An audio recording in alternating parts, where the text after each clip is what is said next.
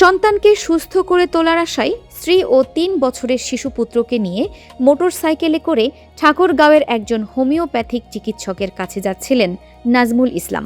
কিন্তু সেই যাত্রায় হয়ে উঠল জীবনের শেষ পথ চলা।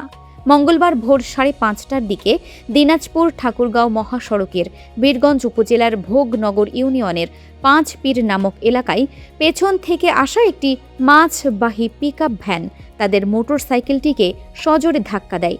এতে মুহূর্তেই ছিটকে পড়েন ৩ জন। মোটরসাইকেল চালক নাজমুল ইসলাম আহত হয়ে প্রাণে বেঁচে গেলেও তার স্ত্রী ফাহিমা আক্তার ও ৩ বছরের ছেলে আবদুল্লার ওপর দিয়েই চলে যায় পিকআপটি। ঘটনাস্থলেই প্রাণ হারান মা ও ছেলে। নিহত ফাহিমা আক্তার ও তার ছেলে আবদুল্লাহ দিনাজপুরের কাহারোল উপজেলার সুন্দরপুর ইউনিয়নের মাল গ্রামের বাসিন্দা। জাতীয় জরুরি সেবা ৯৯৯ এর মাধ্যমে খবর পেয়ে বীরগঞ্জ থানা পুলিশ ও হাইওয়ে পুলিশ দ্রুত ঘটনাস্থলে পৌঁছে উদ্ধার কাজ পরিচালনা করে। পরে আহত ও নিহতদের বীরগঞ্জ উপজেলা স্বাস্থ্য কমপ্লেক্সে নেওয়া হলে কর্তব্যরত চিকিৎসক ডাক্তার আবু বকর সিদ্দিক মা ও শিশুকে মৃত ঘোষণা করেন। আহত নাজমুল ইসলাম বর্তমানে হাসপাতালে চিকিৎসাধীন রয়েছেন।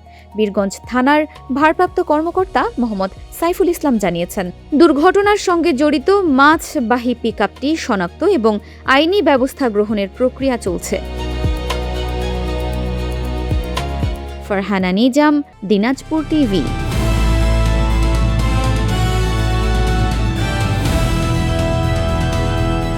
দিনাজপুর টিভি মানুষের জীবনের কথা বলে।